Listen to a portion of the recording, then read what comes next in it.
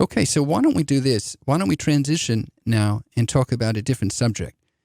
Whether impeachment has to be legal. Do you have to violate a law in order to get impeached? This is actually a very interesting question. There are two views on it. The one view academics hold, they say that the phrase in the Constitution, high crimes and misdemeanors, is just a phrase. It's just a parlance. It's just kind of poetry. It means, if you do really bad things. Whereas the other view says, no, it means what it says. You have to actually have committed a high crime and a misdemeanor to use the impeachment power. Now, the one thing you have to understand is most impeachments work like this. The House votes to impeach, and then the Senate would have to convict, and the Senate's not going to convict in this case. So the impeachment question's never going to get resolved in the courts. But if anyone ever did get removed and did not violate a crime, theoretically they would appeal to the Supreme Court. Let's hear Alan Dershowitz on this, clip number 94.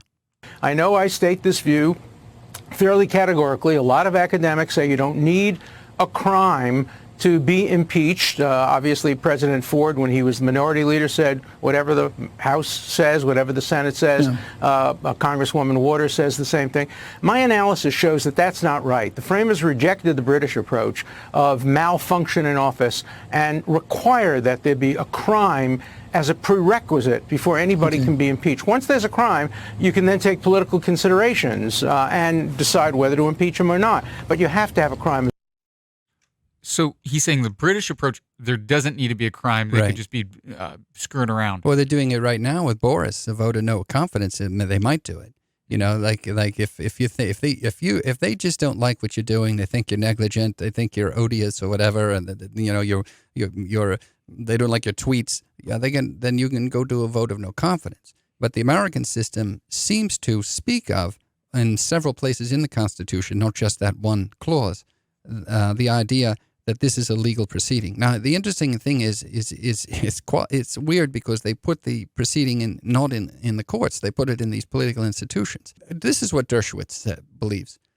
Somebody investigates and says there might be a crime, then you do the impeachment.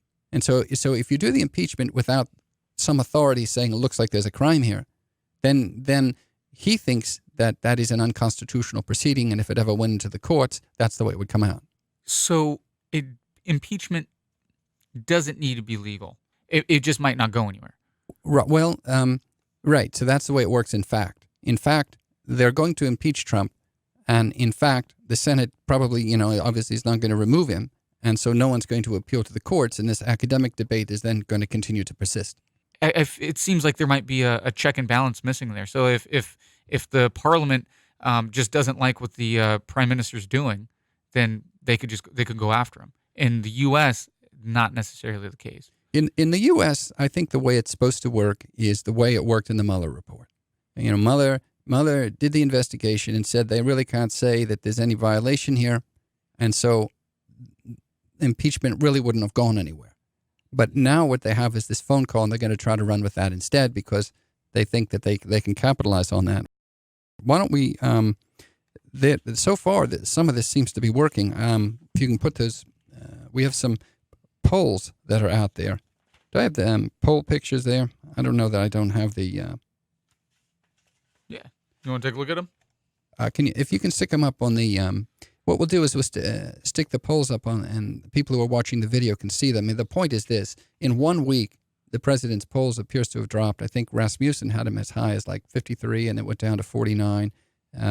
You'll notice that in this, there's also a few samples that have him at 39% today. So, but again, these things go all over the place. It looks like that strategy might be working.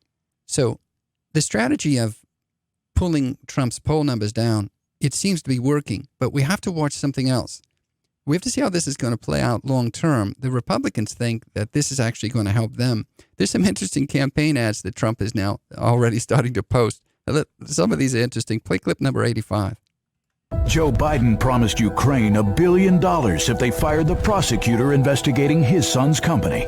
If the prosecutor's not fired, you're not getting the money. Oh, son of a bitch. got fired. But when President Trump asks Ukraine to investigate corruption, the Democrats want to impeach him. And their media lapdogs fall in line. They lost the election. Now they want to steal this one. Don't let them. I'm Donald Trump, and I approve this message.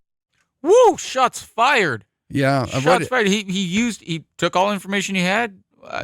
He put it directly in a smear campaign video against Biden. Now, let me ask you, does that seem effective to you if you see that, or does it push you the wrong way?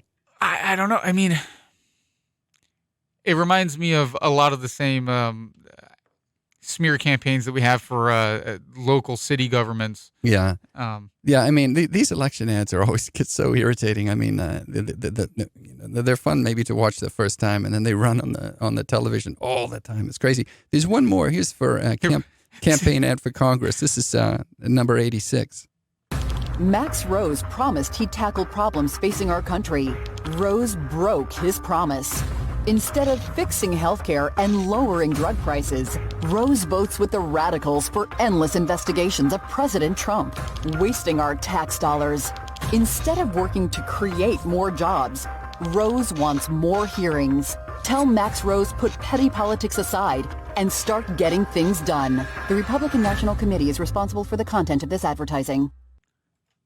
Wow. Well, if I'm running a focus group, I'm going to say, well, are those investigations warranted? Sure, they're wasting taxpayer dollars, but, are we just bringing more truth to light? I mean, this is what's coming. It's hardball politics, opportunism, and it's interesting to see who's going to benefit from the impeachment. I believe that this is going to backfire on the Democrats. For a while, I wasn't so sure, but as I look over and over and over on this, I don't think this is going to work out for them. Because the long game, if you say that if it does make it to the Senate, and Senate says, it's unfounded, then the Republicans, Trump's administration is just going to say, hey, they tried it again. Right, they're going to say that, but there's also the wild card of this investigation of the investigation that's going on, and so I assume, I don't know how that's going on.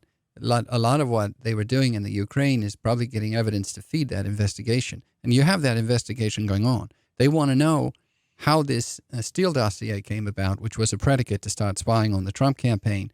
And the Republicans have this interesting narrative that something wasn't right there. And so that's another wild card. And it's just, I don't think it's going to work out well for the Democrats, but I'm not sure. We'll have to watch it. It's hardball politics. That's what we have. And you'll definitely keep us updated. Absolutely. Until next time. All right.